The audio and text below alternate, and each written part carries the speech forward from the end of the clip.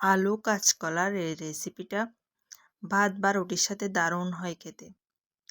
আলু আর কাঁচকলা টুকরো করে কেটে ভালোভাবে ধুয়ে নিয়েছি। এরপর 10 মিনিট সিদ্ধ করে আলু কাঁচকলাগুলো আলাদা করে নিয়েছি। কাঁচকলাগুলো এবার কোপ্তার মতো করব। কাঁচকলার মধ্যে দিয়ে দিয়েছি হলুদ, লঙ্কার গুঁড়ো, একটু জিরে গুঁড়ো, একটু নুন, কিছু টমেটো কুচি, ধনেপাতা কুচি, কাঁচা লঙ্কা কুচি, 2 চামচ বেসন, 2 চামচ চালের গুঁড়ো। সবগুলো উপকরণ দিয়ে এবার ভালো করে মেখে নেব। মাখা শেষ হলে এগুলো ছোট ছোট করে কোপ্তার মতো করে নেব।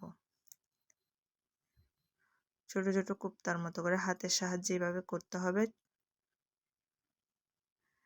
সবগুলো করা শেষ হয়ে গেলে কড়াইতে তেল গরম করতে বসিয়েছি। তেলের মধ্যে একটা একটা ছেড়ে দেব।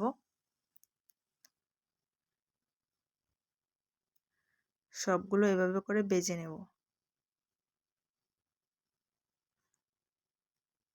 একটু সময় নিয়ে লাল লাল করে ভাজতে হবে।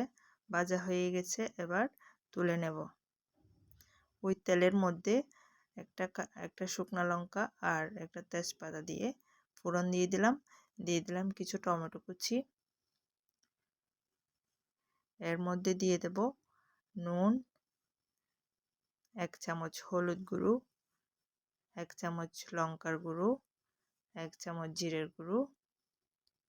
একটু জল দিয়ে ভালোভাবে কষিয়ে নেব। এর মধ্যে দিয়ে দিলাম আলু সিদ্ধগুলো, আর একটু জল দিয়ে নেড়ে চেড়ে সময় নিয়ে কষাতে হবে।